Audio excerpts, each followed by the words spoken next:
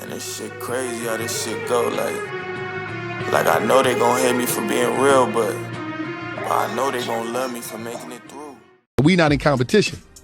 We both financially cool. We ain't worrying about stuff. So it's like, that's what makes it so good about us. And he know his role, and I know my role. Y'all 50-50 down the middle? 50-50. Yeah. Okay, we've seen multiple breakups, but here's two people who's doing it right, who's killing it, who's done multiple brand deals, crazy amount of money, has a crazy $1 million deal with Barstool, and is possibly going to re-up on it. So why not learn from that? Like, yeah, that's how I'm like, why is there so many breakups if there is a model that is working? So I came across that clip of Wallo basically speaking about him and Gillie and how they both, they're not in competition and they know their value. And, as a business owner and a person that's built a brand, I can honestly tell you that's probably one of the most hardest things you're going to do when you start a business is build your team. Everything else to come eventually, but building a team, you always going to have to be able to just go with the punches because people going to come in and out of your life. A lot of people that you think that can see the vision with you, they might not see it all the way through with you. And so you got to be resilient and you got to know how to make adjustments on the fly.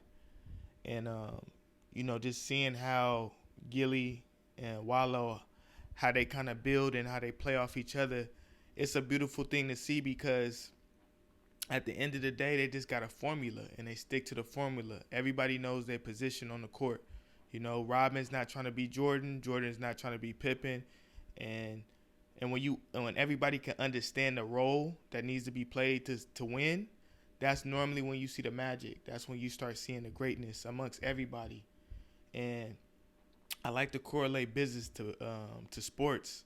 And when you break down The Last Dance and you break down that documentary of Jordan, one thing that I took from it was Jordan knew the value of everybody on the team, but most importantly, he knew the value of Phil Jackson.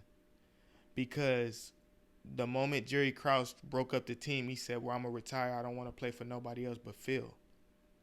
And prior to that, Jordan had played for other coaches, but he knew that it was something special about Phil, that Phil can get everybody in sync when it was time to be, when it was time for niggas to go to war. He knew how to get everybody off, you know what I'm saying? And to be able to notice that and be able to just understand that value of that, that's big. And then you turn around later, Kobe, Phil does the same thing for Kobe. So in my perspective, I think, it just takes time to get that understanding, to be able to know, it's always bigger than you.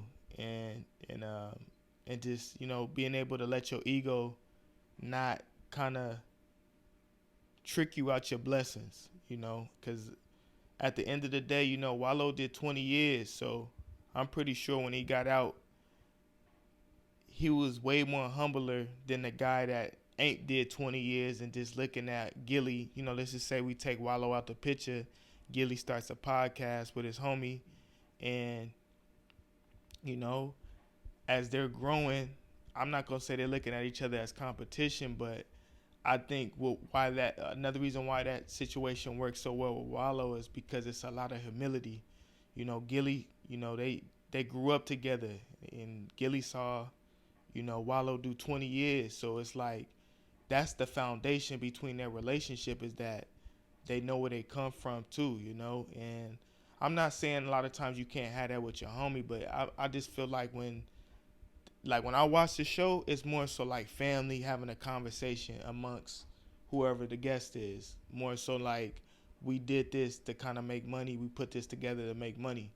Yeah, the money's coming. They making millions now, but it didn't really give off that in the beginning. It was just like they was just doing some shit. And honestly, Gillie was doing this shit before Wallo, but I think when Wallo came out, he just put the battery in Gillie's back, you know what I'm saying? So I think it just worked out like that, and that's the magic. That's normally when the magic happens, when it's just organic. And, so, yeah, but once you find your formula, though, You know, the reason why I want to talk about this is like once you find your formula, you find your team, man, do me a favor, man. Do me a favor, man. Stick to the plan, man. Stick to the program, man. Because a lot of niggas just fall off because they don't stick to the plan, man. They don't stick to the blueprint or what's working. Now, if it ain't working, make adjustments. But if it's working, that's just my perspective, man.